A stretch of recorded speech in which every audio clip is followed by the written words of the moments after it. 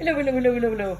What we're doing is I have a blockage in this tube in here. And I've got to say, he's been to bed, he's been to sleep. But Ben's woke up with a bit of AD, autonomic dysreflexia. And obviously the stoma's just here. I'll show you. So it's there. So what I'm going to be doing is showing some carers, PAs, workers, if you don't know this already, but it's just a little tips, rather than going straight away look for a bladder wash, which I would say, oh my God, look at this. But I've been working the tube for about a couple of minutes here. And I've pressed it. Obviously I'm not putting nothing on that tube there. You cannot pull this tube that's coming out of the body.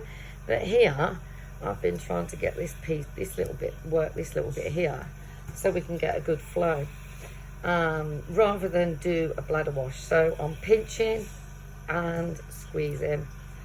I'm pinching and squeezing. This here sometimes is a bit of a monkey. But what I've got on the side of the bed here, I've got a new bag, but it's not going to make any difference anyway, as you can see. It's not, I've got no flow. And if I don't have any flow within a couple of minutes, what I should do is I will have to do a bladder wash, but right now I'm just going to go to the edge. I haven't got time to do it. I have the phone with me, so I said to Ben, let's just do it. So I'm just pinching up. You can go, I'll go right in. I can go into the stoma here, which is here. And obviously I've cleared some of that. But you know, I'm not showing you everything because it's not fair.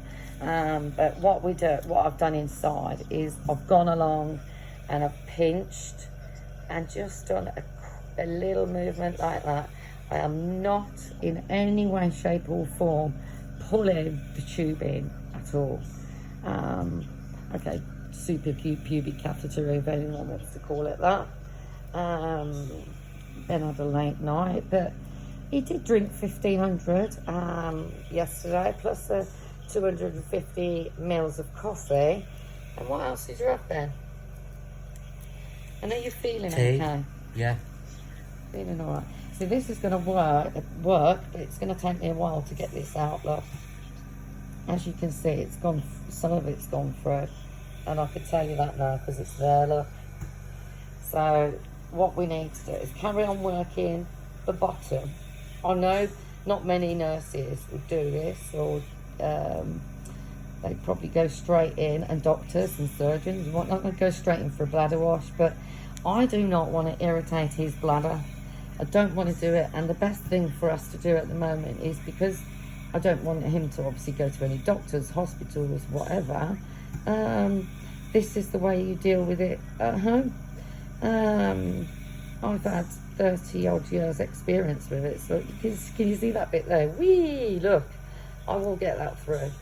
And it's just working and working. So you put your two fingers like here, and you will squeeze. Look, it looks like that's moving, but it's not. You'll squeeze and just work it through.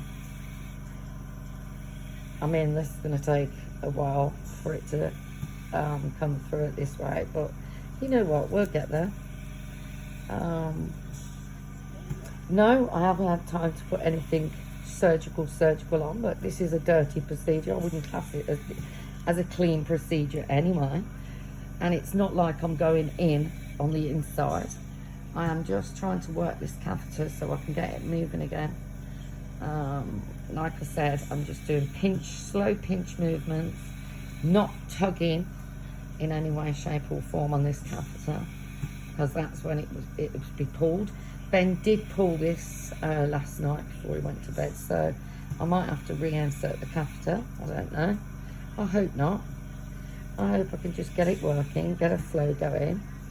And you can bend and stretch it. Look there.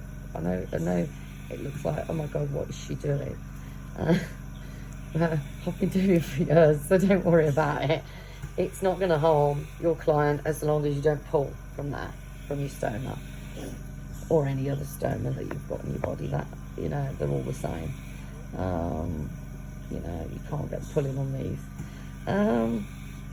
it looks like I'm going to be here for a while.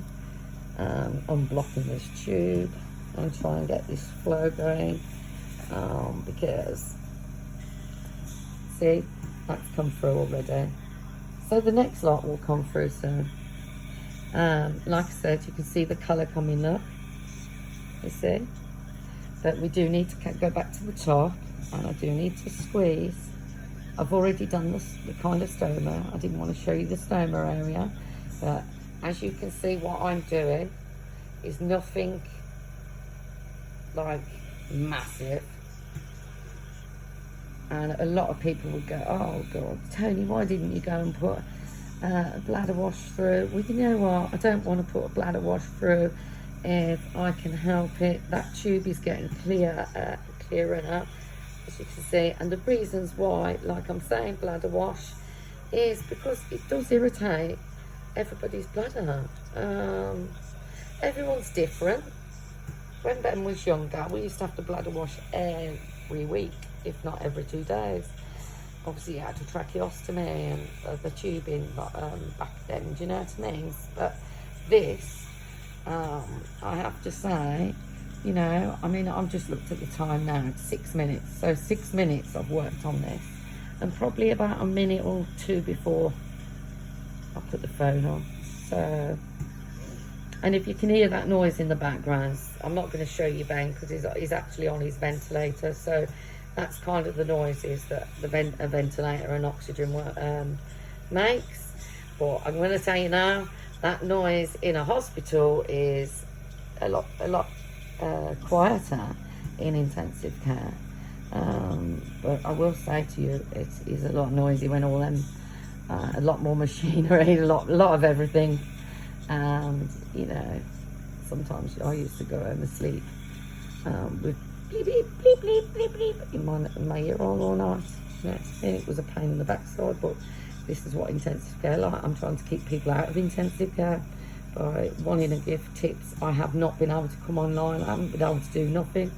Haven't been able to do emails. Haven't been able to look at my phone because I've had really bad eyes and an adverse effect that I cannot use nothing anymore. Like no chemicals, no nothing. As you can see, the tube is clearing, and all that khaki cack is coming out. And I will say, I probably will get more of this out now. And once we've got a good flow, it'll be like, yay! Won't be able to moan. Once he's up as well, because sometimes the rubbish here, all your sediments, however you want to call it, you know, all the sediments in the tubing, which you can see is going up. I want to show you properly.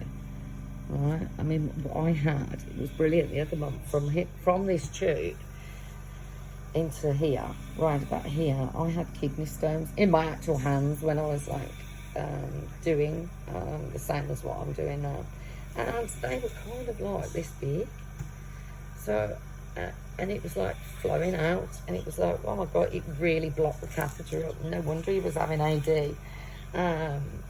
But you know, these are the things that we try for none of you to get, and hopefully get a clear tubing going. You see me pinching it. I just want to get it gone. Sometimes in the morning, when you've got a tube in your body, any tube in the body, they're the muckiest. The morning's the muckiest. But I've got to say, I'm hoping to keep this catheter going for another couple of weeks. I don't want to be doing a catheter change right now. Even though I could do it probably blind. I've said this to Ben the other day, probably blind is better for me, because I know where things are better. So look, I'm giving it a real squeeze now because I'm getting fed up with it. For people who don't know what you're doing, I'd rather you not touch it. For people that are with Superpubic catheters, or any other catheter, you know, and you have got a blockage and you need to call the nurses. In the meantime, this is what you can do to get rid of that blockage. Do you know what I mean? It just takes a while. You have to be patient, and you know, it will flow. And if it doesn't flow, like I said, we have to go to the old horrible bladder washing, which is something I don't want to do right now, like I said.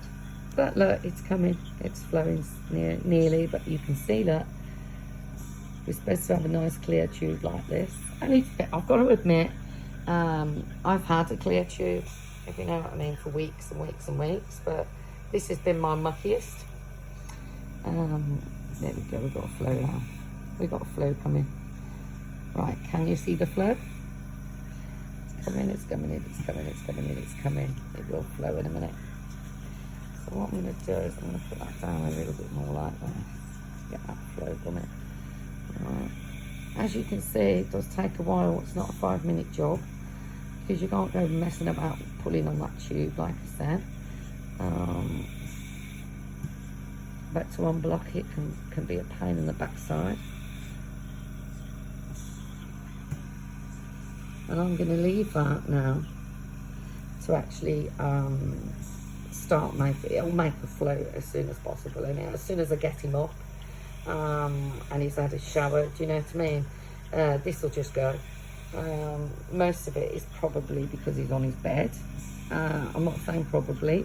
Most people on their beds, this is what happens. But when you get up, it does give more gravity and it does flow better. But I mean, I know now, because I know looking at these tubes, I'm not looking at this camera right now, I'm looking at actual tube myself. So I'm looking into the tube. Can you see? You see?